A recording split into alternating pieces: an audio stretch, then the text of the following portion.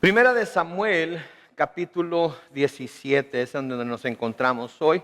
Y estamos en nuestra serie, La vida de David, un hombre conforme al corazón de Dios. La historia que vamos a estudiar hoy creo que es una de las más conocidas de las Escrituras, de la misma manera que la historia acerca de Jonás y el gran pez que se lo tragó y luego lo vomitó después de 3 días. Esta historia también es una historia muy conocida. De hecho, es una de las primeras historias bíblicas que yo conocí mientras estaba creciendo, mientras iba yo a la iglesia con mi mamá, y es la historia de David y Goliat, ¿verdad? Todos sabemos acerca de David y Goliat. El pastorcillo, ¿verdad? Joven, que por su valentía y por su confianza en Dios pudo vencer al gran gigante Goliat. En esta historia se nos presenta un grupo de personas que vamos a estar viendo a través del estudio de la vida de David, que se llaman los filisteos. Es un grupo de personas, un grupo de gente que Dios va a usar en la vida de David para prepararlo conforme va avanzando su caminar en este mundo, mientras llega a tomar el trono de Israel. Los va a usar para prepararlo en diferentes etapas de su vida. Y cabe mencionar que los filisteos eran enemigos de los israelitas. Pero también tenemos que ver que a veces Dios usa a nuestros enemigos para amoldarnos a nosotros mismos. A veces Dios usa a nuestros enemigos para acercarnos a sí mismo. A veces Dios usa a nuestros enemigos como limas o como lijas, ¿sí? Que le ayudan a Él, porque Él los está usando para quizás quitar algunas asperezas o para que nos demos cuenta de ciertas cosas que hay todavía en nuestro corazón que cuando tenemos que enfrentarlos salen a flote. Me tocó dar un seminario de 1 hora y 15 el jueves pasado a padres de familia de la escuela. Y es una de las cosas que estábamos viendo, que Dios usa a nuestros hijos para amoldarnos, para conformarnos a la imagen de su Hijo Jesús. Y a veces nuestros hijos nos lastiman, a veces nuestros hijos nos causan daño, a veces nuestros hijos hacen cosas que nunca nos imaginamos que llegarían a hacer, pero lo hacen, y a través de ello Dios nos enseña a lidiar con ciertas situaciones que si no fuera por ellos nunca hubiéramos lidiado con ellas y nunca hubiera revelado lo que hay en nuestros corazones. Los filisteos de igual manera van a revelar cosas en el corazón de David que le van a ayudar a ser transformado en el hombre que Dios va a usar finalmente como el rey de Israel y que finalmente va a usar como el más grande rey de Israel de la historia. Entonces hoy comenzamos en 1 Samuel capítulo 17 y en el versículo 1, en donde se nos dice: los filisteos volvieron a reunir sus tropas en Soco, un pueblo de Judá, y acamparon en Esfesdamín, dice la versión Reina Valera contemporánea que yo estoy leyendo, entre Soco y Aseca. También Saúl reunió a los israelitas y acamparon en el valle de Elá y se prepararon para presentar combate. Un valle separaba a los dos ejércitos. Los filisteos estaban de un lado del monte y los israelitas estaban del otro lado. Versículo 4 dice: de las filas del ejército filisteo salió un guerrero llamado Goliat, que era de Gat, el cual medía unos 3 metros de altura. Gracias a Dios, y le doy gracias a Dios por la oportunidad que tuve de ir a Israel hace algún tiempo. Yo estuve ahí en ese valle y miré los dos montes que estaban uno al lado enfrente del otro, y pude ver en dónde fue exactamente en donde finalmente David enfrentó a Goliat con su honda, ¿verdad? Con su honda y lo mató, lo derrotó. Pero noten aquí lo que nos dice acerca de este filisteo, el versículo 4. Es guerrero, se llamaba Goliat, medía 3 metros de altura. En la Reina Valera 60 lo llama paladín. Le llama paladín, que quiere decir que es un caballero fuerte y valeroso, que va a la guerra voluntariamente y se distingue por sus hazañas. Si las cosas que él puede hacer, no hay otro que las pueda hacer. Las cosas que él puede desempeñar, no hay otro que las pueda desempeñar. Y creo que Goliat, ¿verdad?, siendo de 3 metros de estatura, sin duda había cosas que él podía hacer que ningún otro hombre podía hacer, ¿verdad? Me acuerdo yo cuando estaba joven, hace algunos años, ¿verdad? Y jugaba básquetbol con algunos de mis amigos. Soñaban con ellos con medir 1,80, 1,90, ¿sí? que son casi 2 metros, ¿verdad? Porque sentían que si medían 1,90, podrían ellos sumir la pelota en la canasta, ¿verdad? Y nadie los podría vencer. Ahora 1,80, 1,90 son como 6 pies más o menos, 6'1" quizás, si bien nos va. Yo mido 6'5". Perdón, me equivoqué. 5'6". Entonces, como pueden ver, jamás podría yo clavar la pelota, pero imagínense ustedes, 3 metros de altura. Sí, o sea que eran como 9 pies. Y para que se den una idea de cuán alto hubiera sido, quiero que miren esta foto. Ok, ese hombre de en medio, ¿sí? Se llamaba Robert Pershing Wadlow. Medía 8 pies, 11 pulgadas, o sea, 1 pulgada menos de los 9 pies. Murió él en 1940 a la edad de 22 años y hasta ese tiempo era el hombre más alto que había existido en la tierra. Sí, hay uno más alto, nomás que no encontré su foto, que mide 11 pies de estatura. Ok. Entonces, alguien de esa estatura, alguien que se le pudiera llamar gigante, no es algo muy así que pudiéramos decir, wow, no nos podemos imaginar cómo sería eso, porque podemos ver muy claramente a este camarada, 8 pies, 11 pulgadas. Quiere decir que el varón que está a un lado de él quizás mediría unos 6 pies, quizás, cuando mucho, pero noten cuánto le saca de altura. Okay, entonces, eso era lo que era Goliat. Eso era lo que era, y por la descripción que vamos a ver ahorita y por las clases de armas que traía, podemos descifrar, podemos deducir que era un hombre muy poderoso. La Biblia nos habla acerca de gigantes en otras partes de las Escrituras. Por ejemplo, en Génesis capítulo 6 y comenzando con el versículo 4 se nos dice, en esos días había gigantes en la tierra y también después que los hijos de Dios se unieron a las hijas de los hombres y les engendraron hijos. Estos fueron los grandes héroes que desde la antigüedad ganaron nombre. Pero noten, había gigantes en la tierra. Sí, ahora si alguien mide lo que yo miro a un hombre de 6 pies, 6'5", yo lo veo como un gigante. De hecho, no sé cuántos de ustedes conocieron a Brett Sheckle. Sí, era un camarada medio impresionante, bien alto, un poco grande, de medio, ¿verdad? Y me acuerdo que cuando me paraba a un lado de él, él hubiera podido muy bien poner su codo en mi hombro, mi cabeza y recargarse así sobre mí sin ningún problema. Sí, entonces así de grande era esta persona.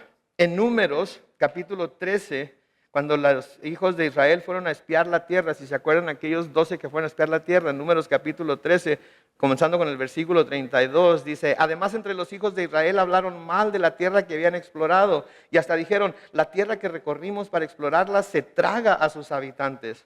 Toda la gente que ahí vimos son hombres de gran estatura. Ahí vimos también gigantes, o sea que vieron personas de gran estatura, pero también vieron gigantes. Y son los hijos de Anac, esa raza de gigantes. Ante ellos, a nosotros nos parecía que éramos como langostas o como chapulines. Y a ellos también así les parecíamos. Los hebreos poniéndose los guaraches antes de espinarse, fueron a espiar la tierra, miraron a esta gente grandulona y dijeron, no podemos vencerlos. Y todos sabemos lo que pasó después de eso. Y si no, lo vamos a estudiar cuando lleguemos al libro de Josué. Así es que si el Señor se retrasa su venida, vamos a llegar ahí después de Éxodo. Ahora, se me antoja interesante que se haga notar la estatura de Goliat. Porque esto fue una de las características, esto fue una de las cosas que se hizo notar acerca de Saúl cuando lo eligieron como rey, ¿no es cierto? Su estatura, lo alto que él era comparado con el resto de los hombres de Israel. En primera de Samuel, en el capítulo 10, el versículo 23, dice, entonces fueron a buscarlo ahí y lo pusieron en medio del pueblo, o sea, en medio de todos los que estaban a su alrededor. Y todos pudieron ver que Saúl era más alto que todos. No había quien le llegara a los hombros. Así es que si este hombre era más grande que Saúl y él era más grande que todos los israelitas, lo que nos podemos preguntar es no qué tan alto era Saúl, sino qué tan chaparritos no serían los israelitas en realidad, ¿verdad? Porque eso entonces nos deja saber, nos deja ver lo que ellos hubieran pensado cuando vieron a Saúl y luego también lo que hubiera pasado por sus mentes cuando vieron a Goliat. Ahora, siendo que Goliat era el más alto de los filisteos y Saúl era el más alto de los hebreos, supongo que podríamos esperar que fuera él quien se enfrentara al gigante, ¿no es cierto? Digo, Goliat salió diciendo, si hay un guerrero entre ustedes que pueda venir a luchar conmigo, entonces vamos a luchar él y yo. Sí, no hay necesidad de que haya una guerra, no hay necesidad de que haya un gran combate aquí y mueran muchos. Sí, tráiganme a su guerrero más poderoso, a su guerrero más alto a que pelee conmigo y él y yo nos entendemos. Sí, me encantaría que así fueran las guerras en nuestro tiempo, ¿no? Escogemos al más macho de nuestro país, que ahorita sería ¿quién? No, Obama no. Obama es un girly man. Le saca. No sé, no puedo pensar en un hombre ahorita en nuestro país que pudiera pelear con otro hombre de otro país.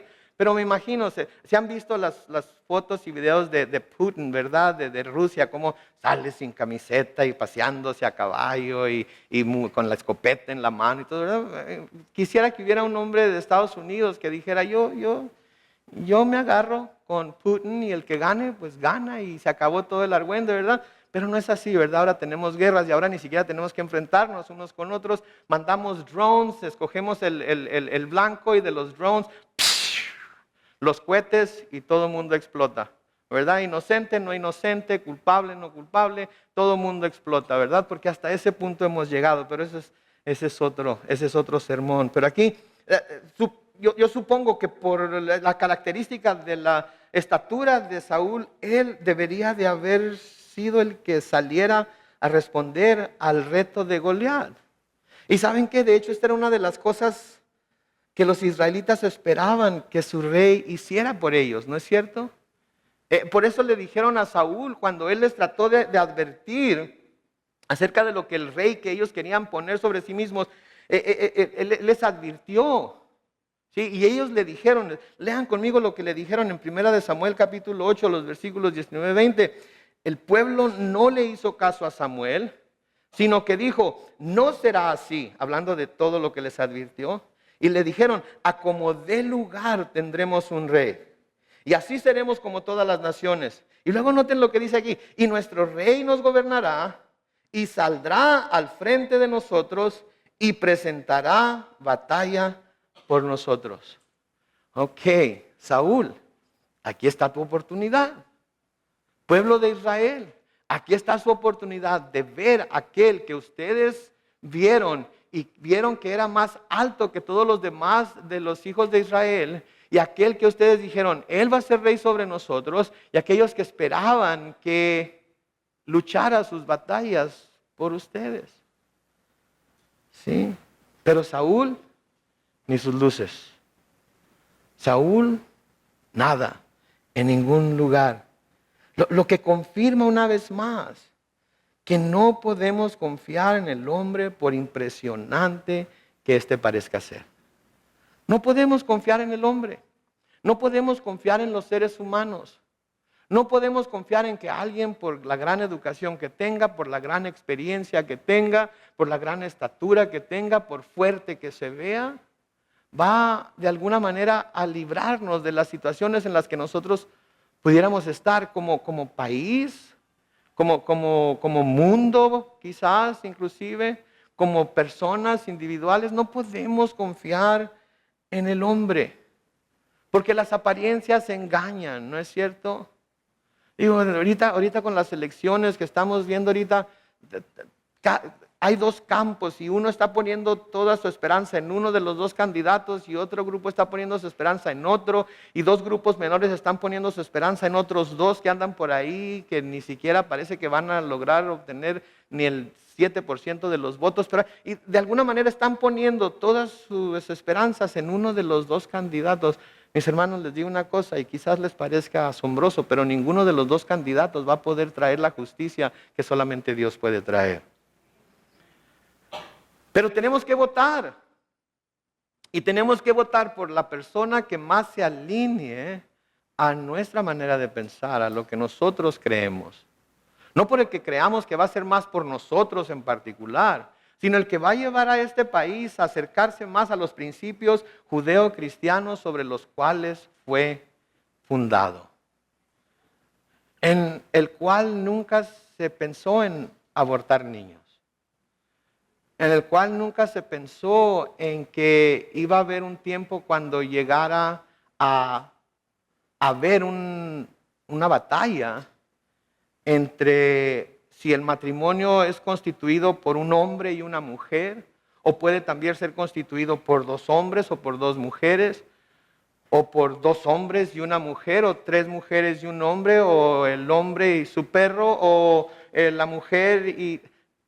Nunca se imaginaron que todas estas cosas iban a llegar un día a ser cosas tan centrales en nuestra vida como nación. Y de alguna manera tenemos que tomar esas cosas y los principios sobre los que esta nación fue creada y entre los candidatos que tenemos, escoger aquel que parece ser que nos va a hacer, quizás poco a poco, quizás muy lentamente, pero nos va a llevar a hacernos más y más hacia las intenciones que ellos tenían cuando crearon este gran país. El hombre entonces no podemos confiar en él, por impresionante que parezca, porque se mire muy experimentado, porque tenga mucha experiencia, porque sea muy fuerte, muy rico. No podemos confiar en él. Tenemos que confiar ¿en quién? En Dios. Finalmente es Él en el que tenemos que poner nuestra fe. Finalmente a Él es a quien les tenemos que estar orando y a Él es al que tenemos que ir para recibir el consejo y dirección que necesitamos como país. Versículos 5 al 7 de 1 de Samuel 17 sigue diciendo, llevaba puesto un casco de bronce y una cota de malla también de bronce que pesaba, noten, 155 kilos. Unas placas de bronce le protegían las piernas y llevaba al hombro una jabalina del mismo metal. El asta de su lanza era gruesa como un rodillo de telar y la punta era de hierro y pesaba unos 6 kilos y su escudero iba delante de él. No sé por qué traía escudero, ¿verdad? Me imagino que las armas que usaba eran demasiado pesadas, pero de todas maneras traía escudero por si acaso alguien disparaba alguna flecha o quería atacarlo, el escudero era el primero que recibía el ataque. Ahora hay diferentes opiniones acerca de cuánto pesaban la armadura y las armas de Goliat, pero se ha estimado sí que sería entre 150 y 200 libras. ¿Y qué nos confirma esto? Que era un hombre no solamente lo suficientemente grande en cuanto a estatura, sino que era un hombre suficientemente fuerte como para cargar y usar estas enormes armas. Entonces imagíneselo usted. ¿Alguna vez vio a Arnold Schwarzenegger cuando estaba en su apogeo? ¿Alguna vez vio a Lou Ferrigno cuando hacía el papel del Hulk? Y lo grande que se miraban y lo grueso que se le miraban los brazos y las piernas y el pecho y todo. Me imagino yo, y esos camaradas apenas si medirán 6 pies, 6 y un par de pulgadas. Ahora imagínese un hombre de 9 pies de alto con ese tipo de físico. Ha de haber sido alguien impresionante, ¿no creen ustedes? Ha de haber sido alguien que al verlo tendríamos que temblar, tendríamos que decir, si este camarada me llega a hacer así en la frente, me va a partir la cabeza en dos. ¿Verdad? Este es el hombre contra quien en unos momentos vamos a ver que David luchó. Versículo 8 al 10 siguen diciendo ahí en 1 Samuel 17, con fuertes gritos el filisteo les dijo a los soldados israelitas, ¿para qué se forman en orden de batalla? Yo soy un guerrero filisteo y ustedes están al servicio de Saúl. Escojan a uno de sus guerreros para que venga y luche contra mí. Si en la pelea él me vence, nosotros nos pondremos a su servicio. Pero si yo lo venzo, ustedes serán nuestros esclavos. Versículo 10 dice, y todavía añadió el filisteo, en este día yo desafío al ejército israelita que venga uno de sus guerreros y pelee contra mí. Noten, hey, ustedes son siervos de Saúl, ¿no es cierto? El hombre más alto de todo Israel. Yo soy de los filisteos, vamos a luchar, ustedes y uno de ustedes contra mí. Y el que gane, toma al otro pueblo y los hace sus siervos. Estaría bien.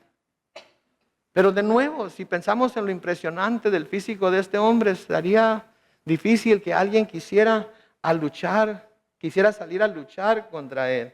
¿Saben a qué? ¿Saben que nuestro enemigo, Satanás, es así, no es cierto? Quiere impresionarnos a veces, ¿verdad? Quiere hacernos sentir que Él es el más poderoso, quiere hacernos sentir que Él es el papá de los pollitos, ¿verdad? Quiere hacernos sentir que Él las tiene ganadas de todas a todas y que nadie le puede ganar. ¿Saben qué es cierto? Nadie le puede ganar de nosotros. Pero nosotros, con Dios de nuestro lado, nosotros con Jesús en nuestro corazón, nosotros peleando como David va a pelear en el nombre de Jehová de los ejércitos, ¿saben qué? Ni siquiera tenemos que pelear. Porque cuando nos encontramos en esa situación, cuando nos encontramos en esa posición en donde ya estamos con Dios, en donde ya Jesús está viendo nuestro corazón y ya el Espíritu Santo nos está morando en nosotros, ya tenemos la batalla ganada. No porque nosotros tengamos que pelear, sino porque Jesucristo ya ganó la batalla en la cruz. ¿Me entiende? Entonces, no podemos vivir en derrota si hemos venido a Dios con todo nuestro corazón y toda nuestra fe. No podemos vivir en derrota si Jesucristo mora en nuestro corazón. No podemos vivir en derrota si el Espíritu Santo nos llena día con día y nos fortalece para llevar a cabo las batallas que debemos librar. Porque aun cuando sea impresionante el problema, aun cuando sea impresionante el enemigo, aun cuando sea impresionante el adversario, mi Dios es más impresionante que cualquiera de ellos. Porque Él es el creador del mundo. Él es el que lo sostiene, Él es el que lo mantiene.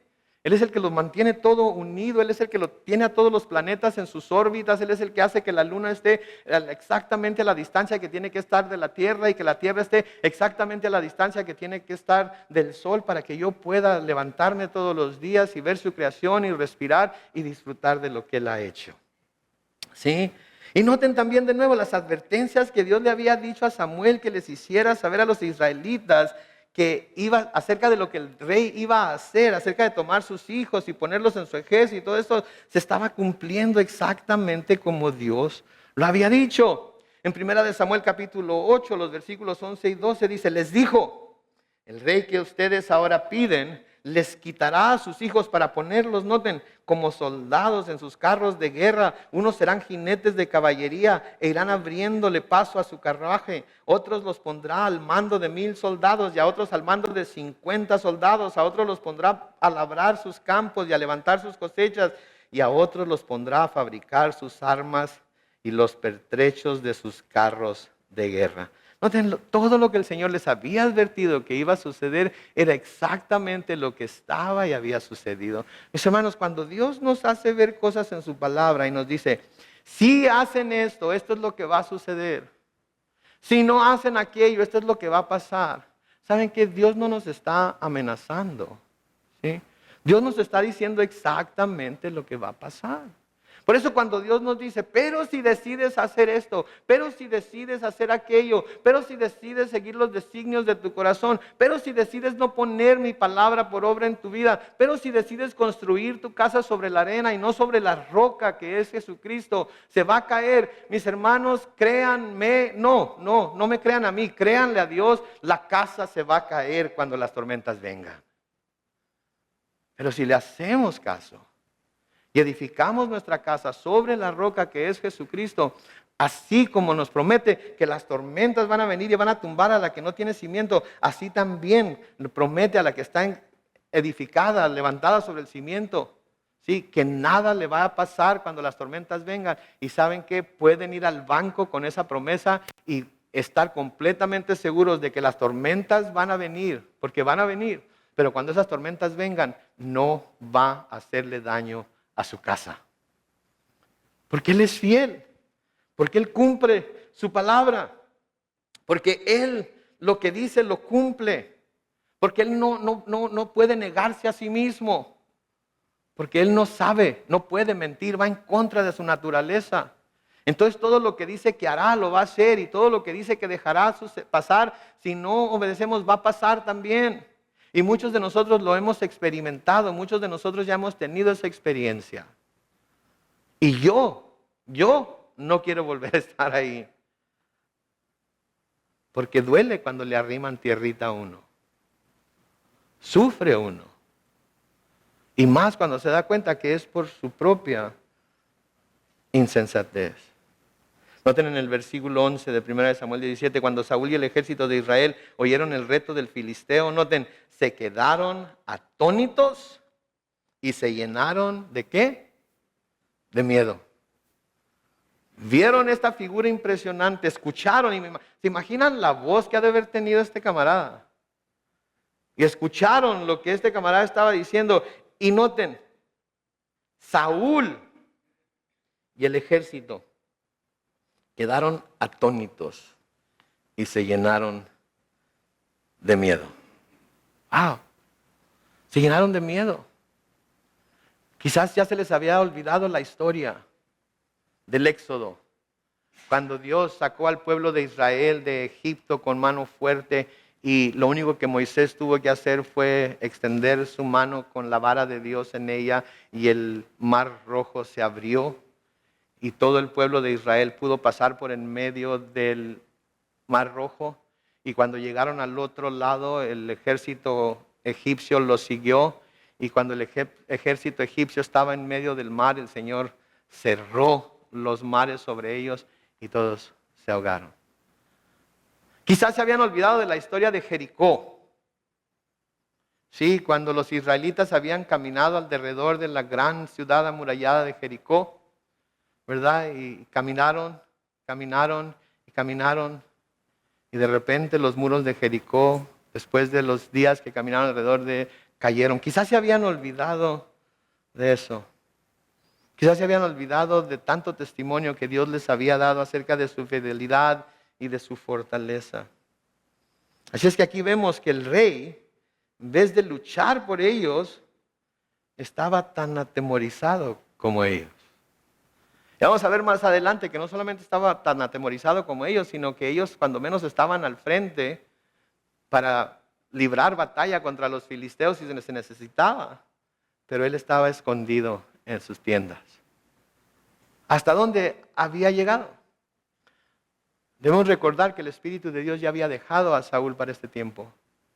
Y que ahora lo que él estaba haciendo, estaba obrando en sus propias fuerzas. Y porque estaba obrando en sus propias fuerzas, ve a este hombre, aun cuando impresionante, y le tiene miedo cuando no debería de temerle a ningún hombre, porque Dios estaba del lado de los israelitas. En Proverbios capítulo 29 y el versículo 25 dice, el miedo a los hombres es una ¿qué? Trampa, pero el que confía en el Señor es ¿qué? Exaltado. El miedo a los hombres es una trampa.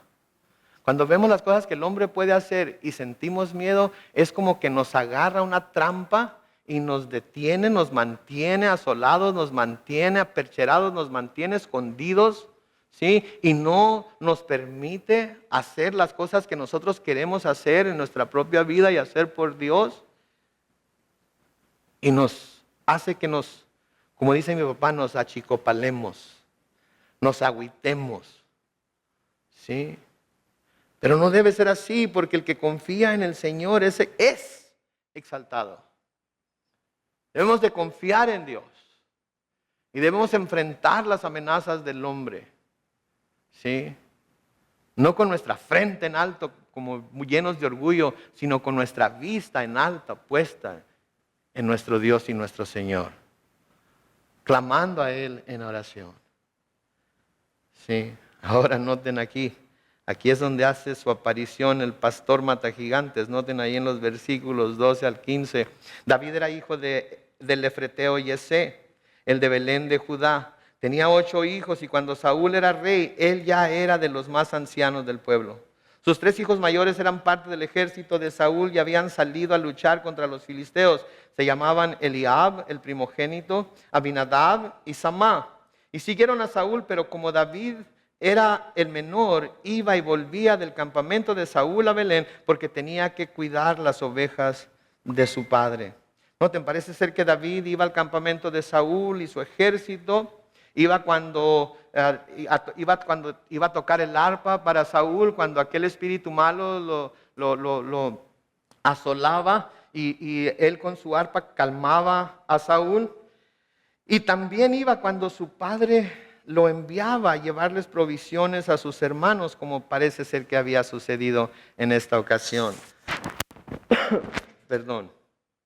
Versículo 16 sigue diciendo, durante 40 días seguidos y a mañana y tarde el filisteo Goliat estuvo desafiando a los israelitas. Y uno de esos días Yesé le dijo a David, su hijo, ve al campamento y llévales a tus hermanos 20 litros de trigo tostado y estos 10 panes. Lleva también 10 quesos de leche y entrégaselos al comandante del batallón. Pero asegúrate de que ellos estén bien y tráeme algo que pruebe que están bien. Mientras tanto, Saúl y su ejército luchaban contra los filisteos en el valle de Elá. Y David se levantó muy temprano y dejó las ovejas al cuidado de otro y fue a cumplir con el encargo de su padre Yesé.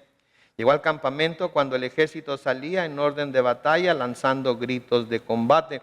Y pudo ver, dice el versículo 21, pudo ver cómo ambos ejércitos se formaban uno frente al otro para entrar en batalla.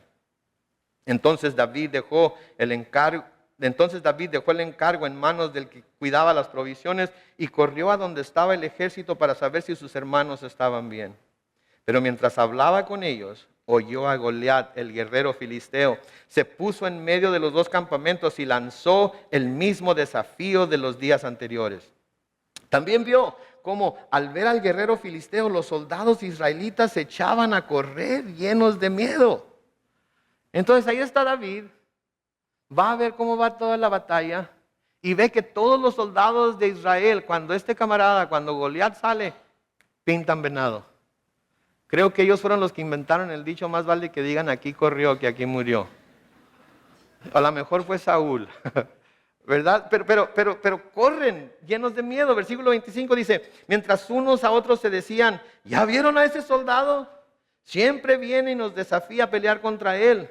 A quien lo venza, el rey Saúl le colmará de riquezas y además le dará a su hija en matrimonio y su familia quedará libre de pagar tributos. Entonces David les preguntó a los que estaban ahí cerca, ¿qué recompensa se le dará a quien venza a este filisteo y libre a Israel de semejante afrenta? ¿Quién es este filisteo incircunciso para provocar al ejército del Dios vivo? Noten lo que había recurrido Saúl aquí. Saúl había recurrido a ofrecerle a alguien dinero, riquezas, fama y hasta su propia hija porque fuera a pelear con el filisteo.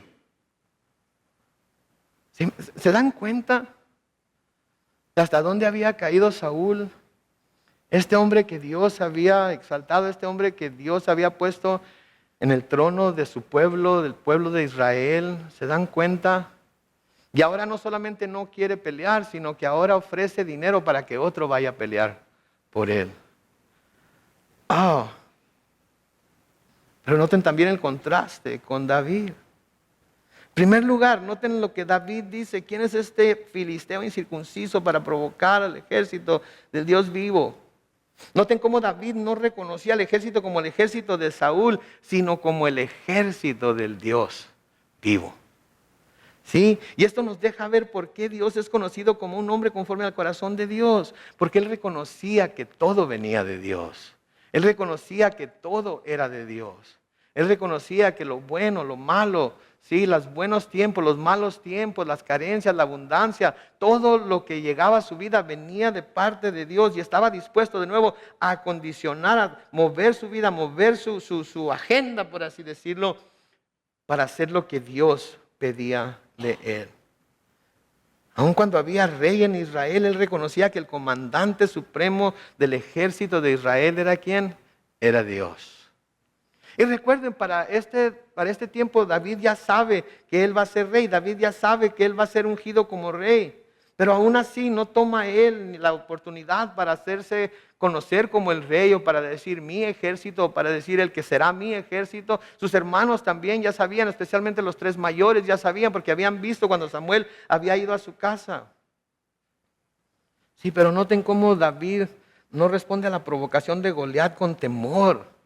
No se asusta como todos los demás, no se agarra huyendo como todos los demás, aunque todos los demás son hombres de guerra y tienen mucha experiencia. Este joven se responde a las afrentas de Goliat con coraje, con celo por dar a conocer la gloria de Dios y honrarlo delante de su pueblo. ¿Se fijan? Reacciona con coraje, reacciona con valor. Y de lo que está preocupado no es del pueblo de Israel y de lo que su ejército, la afrenta que el ejército está sufriendo, sino de que Dios está siendo blasfemado. Dios está siendo blasfemado. ¿Saben que esa es una de las cosas que debemos nosotros también ver aquí? Porque a menudo nosotros queremos luchar grandes batallas, a menudo nosotros queremos hacer grandes cosas en Dios y para Dios, pero en realidad las batallas que libramos son batallas en las cuales hay algo que nosotros vamos a perder o vamos a ganar si salimos victoriosos. Aquí la preocupación de David era que la gloria de Dios se conociera y se honrara ante su pueblo. Si para David Goliat en su arrogancia no solo estaba retando a los ejércitos de Israel, sino al mismo Dios vivo a quien él amaba y servía, estaba retando a su Dios. Y David estaba diciendo, esto no va a pasar mientras yo esté aquí. Esto es lo que estaba diciendo, esto no va a pasar mientras yo esté aquí. Y debemos ver aquí el denuedo de David ante tan grande oponente y tan grandes circunstancias, que aun cuando sabía que este gigante podría aplastarlo como cucaracha, de todas maneras se irguió y dijo, delante de mí nadie va a ofender a Dios de esa manera. A veces nosotros oímos ofensas contra Dios, a veces oímos ofensas contra su palabra, a veces oímos ofensas contra lo que Él hizo por medio de Jesucristo en la cruz. Y nos achicopalamos, ¿no es cierto? Nos quedamos callados porque pensamos que el oponente que tenemos delante de nosotros es demasiado grande, es demasiado poderoso, nos puede causar daño, nos puede hacer algún mal o algo. ¿Saben qué, mis hermanos? Tenemos a Jehová de los ejércitos de nuestro lado. Debemos hablar, no groseramente, no sintiéndonos mejor que ellos, no aparentando que nosotros sí entendemos todo y ellos no, sino sabiendo que el Dios de la creación está de nuestro lado para respaldarnos en la presentación del Evangelio. Está de nuestro lado para respaldarnos en la presentación de nuestro testimonio. Está de nuestro lado para respaldarnos cuando abrimos su palabra y queremos mostrarle a alguien, mira, esto es lo que dice aquí, esto es lo que quiere decir, esto es lo que tú debes prestar atención. Pero a veces huimos como el ejército de Israel. En el Salmo 139, los versículos 19 al 24, noten lo que dice David. Dios mío, Salmo 139, 19. Dios mío, quítales la vida a los malvados. Aparta de mí a la gente violenta. A esos enemigos tuyos que blasfeman y se burlan de ti.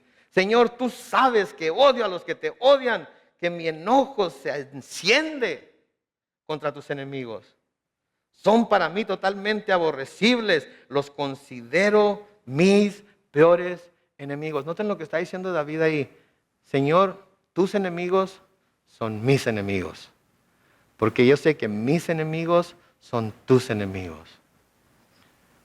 Pregunta para la iglesia de Cristo hoy, ¿los enemigos de Dios los consideramos enemigos de nosotros o los podemos convivir con ellos sin ningún problema porque no queremos ofender, porque no queremos decir nada, porque hay que llevarnos bien todos? ¿O son enemigos? Ahora, David dice estas palabras, pero en los siguientes versículos noten lo que también David le dice al Señor, versículo 23.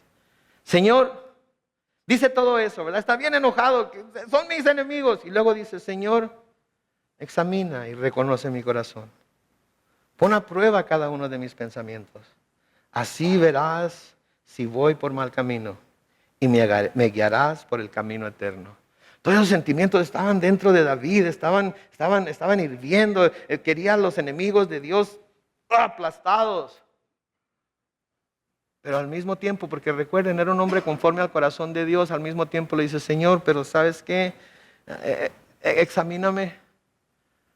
A lo mejor mi coraje, a lo mejor mis emociones, a lo mejor mis sentimientos me están llevando a decir cosas y a ver cosas como no debo decirlas o como no debo de verlas.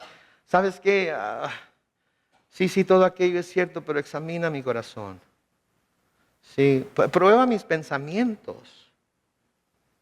Ve tú si estoy yendo por un mal camino con esto que estoy diciendo. Y si estoy yendo por un mal camino, Señor, guíame por el camino eterno. Si tenemos que estar dispuestos siempre, mis hermanos y hermanas, a ponernos delante de Dios, bajo la luz de su palabra, y decir: Señor, escudriñame. Señor, búscame. Señor, ve si hay en mí un camino que me esté llevando a donde no quiero ir, a donde no quiero que me lleves. Aun cuando me sienta justificado en lo que estoy haciendo, aun cuando me sienta justificado en lo que estoy pensando, aun cuando me sienta justificado en lo que quiero hacer. Señor, antes de cualquier cosa, examina mi corazón y ven dónde me encuentro. Siguiendo ahí en 1 Samuel 17, los versículos 27 al 29, sigue diciendo: los del ejército le dijeron lo mismo que ya le habían dicho en cuanto a quien venciera al filisteo. Pero cuando Eliab, su hermano mayor, lo oyó hablar con los soldados, se llenó de ira contra David y le dijo: ¿a qué has venido? ¿Con quién dejaste nuestras pocas ovejas en el desierto? Ya sé que te crees muy valiente y también sé que por malicia has venido a ver la batalla. David le respondió: ¿y qué es lo que he hecho? Tú solo hablas por hablar. Tú hablas porque Dios te dio boca. ¿Qué estoy haciendo que tú mires mal? Ahora, ¿se acuerdan quién es Eliab? Eliab es el mayor de los hijos de Yesé. Fue el primero que Samuel vio cuando llegó a la casa de Yesé. ¿Y qué fue lo que dijo? Oh, sin duda, este es el que Dios ha escogido. ¿Se acuerdan lo que le dijo el Señor? Ese no es. Me imagino que por ser el mayor también quizás era el más alto. Me imagino que era el que más se pensaba que podría tomar las riendas después de que le fuera quitado el reino a Saúl. Pero el Señor le dijo: no, él no es. Y Eliab estaba viendo esto. Eliab estaba escuchando esto. ¿Sí? Cuando el Señor le dijo a Samuel en 1 Samuel 16:7: no te dejes llevar por su apariencia ni por su estatura, porque este no es mi elegido. Yo soy el Señor y veo más allá de lo que el hombre ve. El hombre mira lo que está delante de sus ojos, pero yo miro el corazón.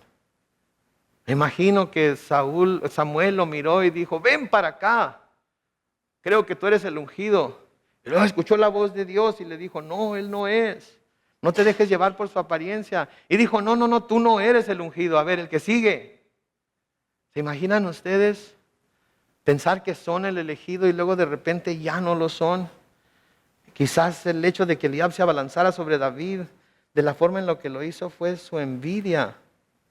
¿Sí? Quizás fue el hecho de que su hermano más chico estaba de alguna manera exponiendo al hermano más grande como alguien que tenía miedo de enfrentarse a Goliat, y él estaba diciendo: yo me lo echo. El hermano más chico a veces es el aventado, ¿verdad? En mi casa así fue. Mi hermano más chico, él era el que se aventaba todo. Él era el primero que hacía ciertas cosas. Fue el primero que anduvo en patines, fue el primero que anduvo en patineta, fue el primero que se subió a la cajuela de un carro y mientras iba como a 15 millas por hora brincó de la cajuela y se abrió la barba. Fue el primero descalabrado, fue el primero todo. Porque él era el más aventado. Y yo lo miraba a él y decía: aviéntate otro, carnal. Pero yo no me animaba. Yo siempre fui el más prudente.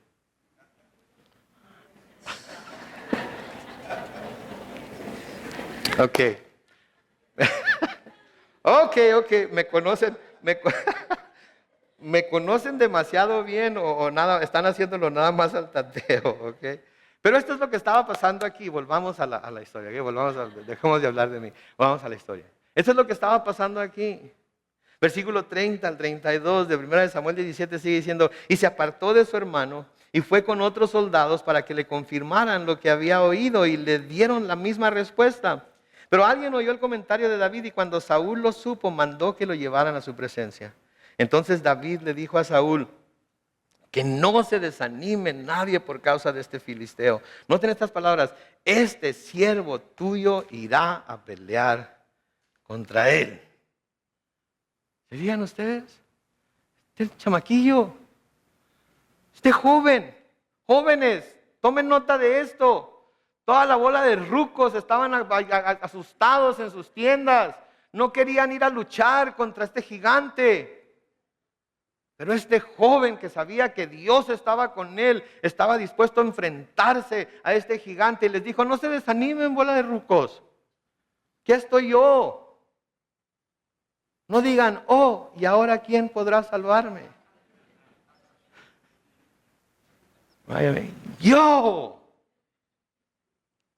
David el Colorado, y era colorado, ¿ok? Era colorado, tenía pelo rojo. Noten por favor, este siervo tuyo irá a pelear contra él. ¿Qué creen que hacía que David tuviera esa clase de valor aún ante un enemigo tan aparentemente poderoso? ¿Qué haría? ¿Qué lo movería a reaccionar de esa manera? ¿Saben qué? Yo creo que David conocía la historia de Israel. Y yo creo que David sabía lo que Dios había hecho por su pueblo. Y quizás, no me lo dice la palabra de Dios, pero me imagino que quizás en su lectura bíblica de ese día, quizás leyó Deuteronomio capítulo 20, versículo 1, en donde dice, cuando salgas a combatir a tus enemigos, no tengas temor de ellos. Aun cuando veas que tienen caballos y carros de guerra y que su ejército es más grande que el tuyo, porque contigo está el Señor tu Dios, el cual te sacó de la tierra de Egipto. Quizás eso era lo que tenía David en su corazón. Quizás era lo que acababa de leer esa mañana en su tiempo de devoción diaria. Y cuando miró lo impresionante de Goliat, me hace lo que el viento a Juárez. No que supiera David acerca de Juárez, pero por ahí va el dicho, no sea nada. ¿Sí? Dios está conmigo. ¿Sí? Y esto es algo que nosotros como cristianos debemos recordar. Cuando los enemigos de nuestra alma nos atacan, cuando la carne, el pecado, cuando Satanás, cuando este mundo nos ataca, debemos recordar que el Señor nos liberó ya de la esclavitud al pecado, nos arrancó de las garras del diablo y del infierno y seguirá luchando nuestras batallas siempre porque Él es nuestro Rey y Él sí lucha por su pueblo. Tenemos que acordarnos de ello. Él sí lucha por su pueblo, Él no es como Saúl. Él es grande y poderoso y está de nuestro lado. Y también habrá quienes nos digan como Saúl le dice a David en los próximos versículos. Noten los versículos 33 al 37. Pero Saúl le dijo, no creo que puedas pelear contra él. El enemigo constantemente nos dice eso. No creo que puedas pelear. No creo que tengas las fuerzas. No creo que tengas lo que se necesita. Pues todavía eres muy joven y él ha sido un guerrero desde su juventud. David le respondió, sí, yo soy el pastor de las ovejas de mi padre, pero cuando un león o un oso viene a llevarse algún cordero del rebaño, yo salgo tras el león o el oso y lo hiero y lo libro de sus fauces. Si el animal me ataca, con mis manos lo agarro por las quijadas y lo hiero hasta matarlo. No importa si es un león o un oso, tu siervo los mata. Y este filisteo incircunciso es para mí como uno de esos animales. Porque noten, ha provocado al ejército del Dios vivo.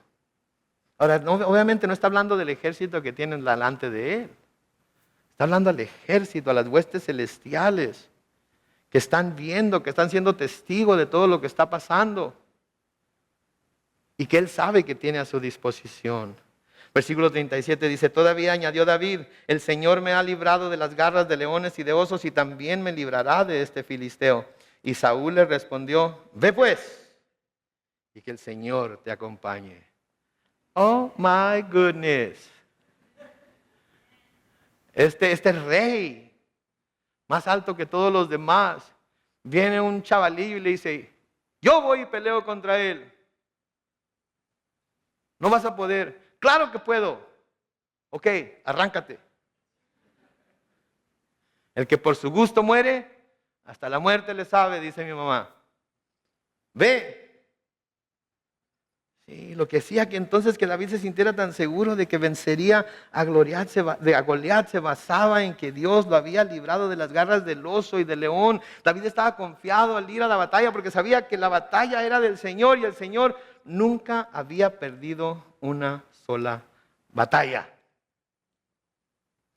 Ahora viendo Saúl que no iba a poder persuadir a David de que no fuera a luchar con Goliat, Y él, aparentemente de ninguna manera iba a ir él mismo, opta por ayudarle a David. Noten los versículos 38 y 39. Entonces Saúl le puso a David su propia ropa y le puso un casco de bronce sobre la cabeza y lo cubrió con una coraza. David se colocó la espada al cinto e hizo el intento de caminar, pues nunca había portado un equipo así. Y como no pudo caminar, le dijo a Saúl: no puedo moverme con estas cosas, porque nunca las he usado. Y desechó esos arreos militares. Noten, Saúl aconseja a David que vaya a pelear con Goliat, pero que se lleve armas similares a las que Goliat traía. Ok, vas a ir a pelear, pero fíjate las armas que él trae. Tienes que llevar armas que se le comparen más o menos para que puedas luchar con él. Así es que mira, llévate mi casco, llévate mi espada, llévate esto, llévate aquello. Y ahí va David con la espada de Saúl haciendo zanjas en la arena, ¿verdad? Porque estaba tan larga que la arrastraba, ¿verdad? Y no podía caminar. ¿Sabes qué? Quítame todas estas cochinadas de aquí. Nunca las he usado y no las voy a usar. ¿Saben que hay muchos cristianos como Saúl que quieren enfrentar sus batallas usando armas como las del mundo? ¿Sí? Quieren enfrentar sus batallas usando armas como las del mundo, siguiendo los consejos del mundo, leyendo libros de psiquiatría, de psicología, de autoayuda. Sí, teniendo consejeros que les presentan el plan de 10 pasos para alcanzar el éxito. No saben cuántas veces me regalan libros de diferentes autores y no les voy a decir el nombre de los autores, aunque debería para que no gasten su dinero de oquis, pero después háblenme si quieren saber quiénes son. Pero empiezo a leer los libros y tienen un versículo por aquí y un versículo por allá y otro versículo cada 2 o 3 capítulos y un montón de psicología y un montón de psiquiatría y un montón de consejos humanos, un montón de consejos humanistas. Y cuando termina uno de leer el libro, de alguna manera siente como que leyó una porra. ¿Saben lo que es una porra? Sí. En México se usan mucho las porras. Sí, van algo así. Chiquitibuna, la bim bomba. Chiquitibuna, la bim bomba. La bio, alabao, bim bomba. Yo, ra, ra, ra. Eso es lo que son todos estos libros. Las predicaciones de muchas iglesias y de muchos pastores de eso se tratan. De elevar el autoestima. Son pláticas de motivación. No es el estudio de la palabra sistemática en donde conocemos el corazón de Dios. Es: cree en ti mismo, tú puedes, Dios te hizo para triunfar. Etc, etc, etc. Aquí Saúl le está diciendo a David: llévate las armas semejantes a las de él y vas a poder luchar con él. Versículo 40. Y tomando, hablando de David, su bastón de pastor, escogió del arroyo 5 piedras lisas y las puso en su morral. Y luego tomó su honda y fue al encuentro del filisteo, que también se encaminó hacia David, precedido de su escudero. Ok, David, lanza, jabalina, malla de bronce, escudero, espada. ¿Serio? ¿5 piedras y una honda? Así es como vas a enfrentar a este camarada. En serio, digo, David, piénsala por favor. ¿Sí? Es ridículo, David. Goliat es un gigante, experimentado en la guerra, trae armas impresionantes. Y una honda y 5 piedras lisas. Vas a una balacera con un cuchillo a la cintura, ¿eso es lo que piensas hacer?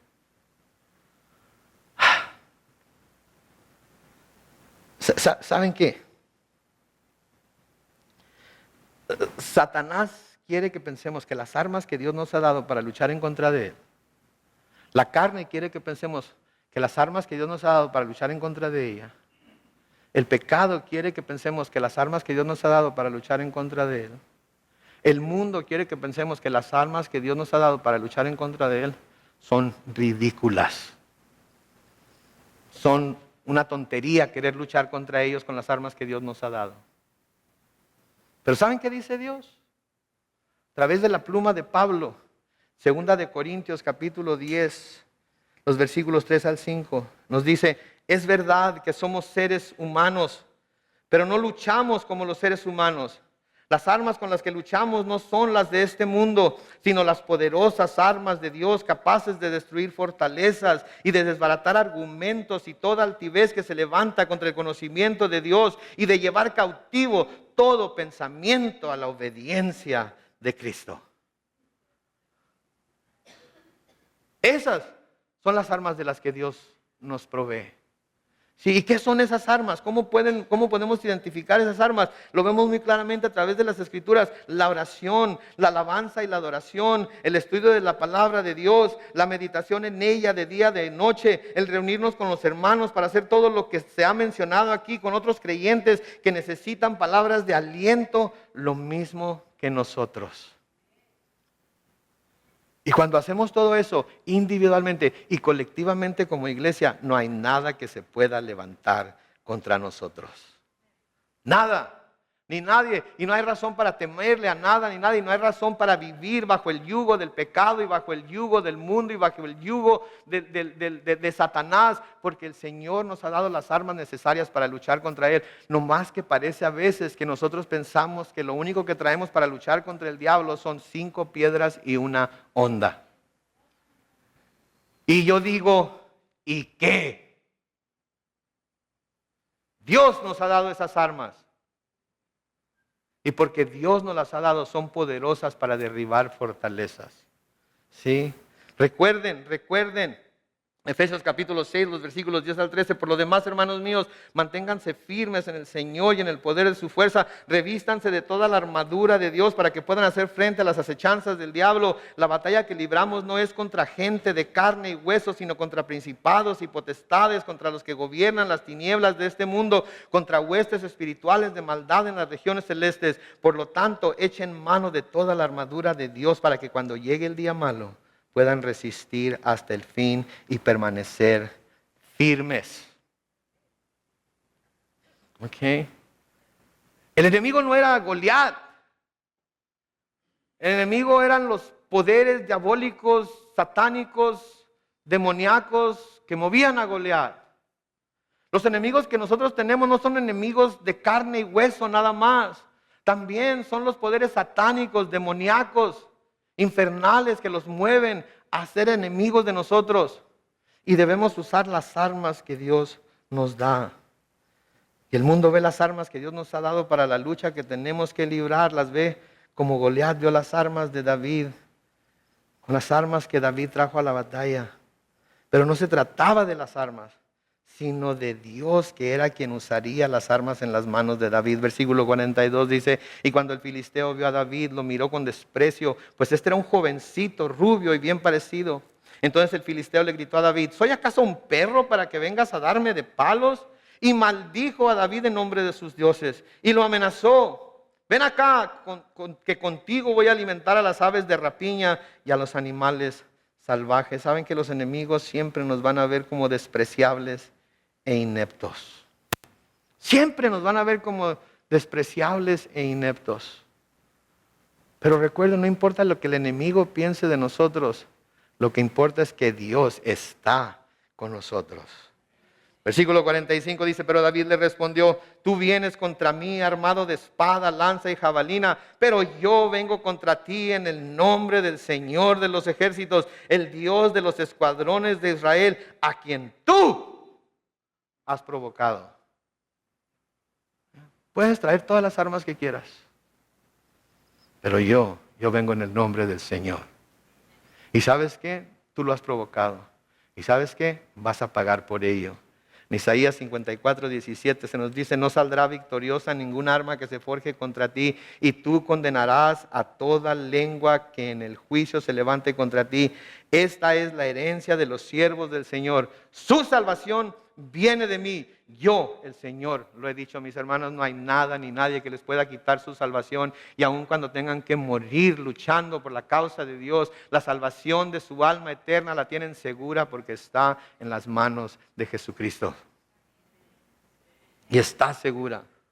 Versículo 46 dice: hoy mismo el Señor te entregará en mis manos, te voy a vencer, te voy a cortar la cabeza y los cadáveres de tus compatriotas se los voy a dar a las aves de rapiña y a los animales salvajes. Así en todos los pueblos se sabrá que hay Dios en Israel. Toda esta gente va a saber que el Señor no necesita de espadas ni lanzas para salvarlos. La victoria es del Señor y Él va a ponerlos a ustedes en nuestras manos.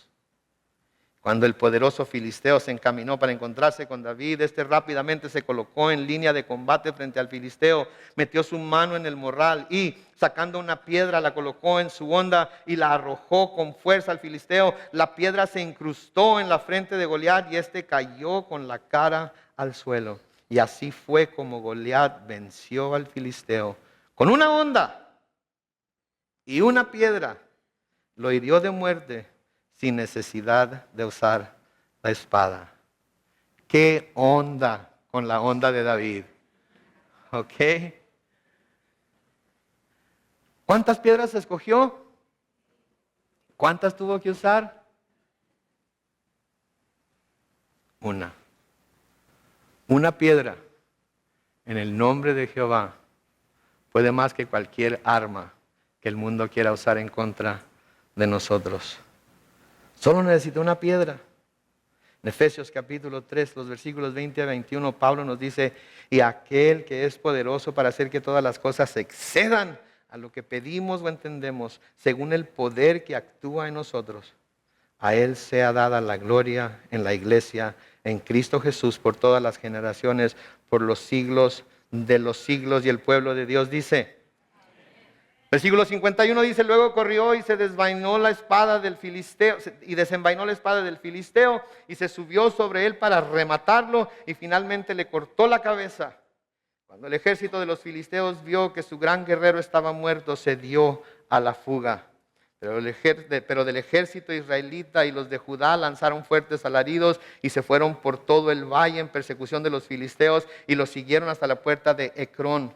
Por todo el camino se va a Sagalayim, Gad y Ecrón, y los filisteos quedaron tendidos y heridos de muerte.